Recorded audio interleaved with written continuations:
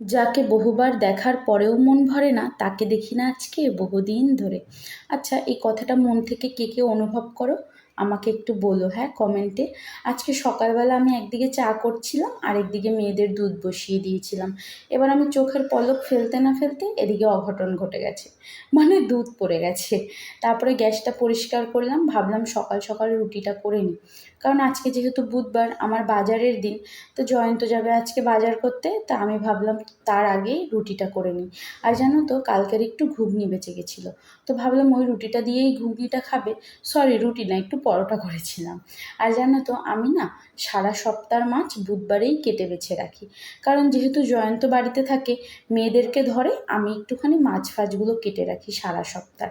আর এইদিকে আমার বর টাকা গুনছিল চা খেতে বসে, আমি না টাকাটা পেয়েছিলাম ওর পকেটে, নিয়ে নিয়েছিলাম। তারপরে চাইলে পরে দিয়ে দিলাম, এর মধ্যে আমার মেয়ে উঠে গেছিলো। ছোটো মেয়ে উঠে একটু বাবার আদর খাচ্ছিল, তারপরে এসে গেছিলো আমার কাছে, আমি আবার একটু আদর করে নিলাম। তারপরে দেখুন জয়ন্তিকাও উঠে গেছে, তো ভাবলাম ও যখন উঠে গেছে একবারে বিছানা ফিছানা পরিষ্কার করে নিই, যেহেতু বাজার আসবে আর আজকে আমার অনেকটা মাছ কাটতে হবে, তাই ভাবলাম বিছানাটা গুছিয়ে নিই ততক্ষণে। তো ওদেরকে বার করে দিয়ে ঘরটা পরিষ্কার করে নিলাম। তারপরে গেলাম আমি মাছ কাটতে, ও ততক্ষণ আমার বাজারটা চলে এসেছিলো। তা আজকে এনেছিল মোরলা মাছ, বোয়াল মাছ, চিংড়ি মাছ, পমফ্রেট আর মের মাছ।